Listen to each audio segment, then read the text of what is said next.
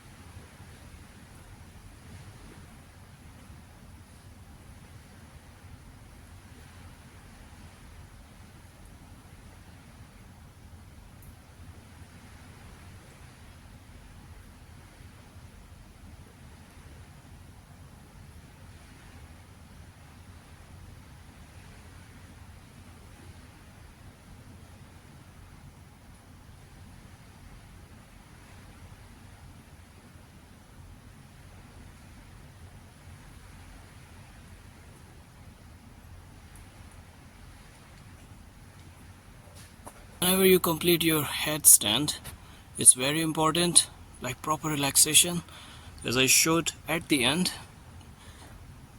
In Vajrasana, we just sit there, so the legs are so relaxed. The blood circulation will be towards your head. So this is a very important asana in which you can work on the eyes, on the hair, and of course the head. It's so effective for the brain. If you want to sharpen your memory, practice this asana, but take full precautions.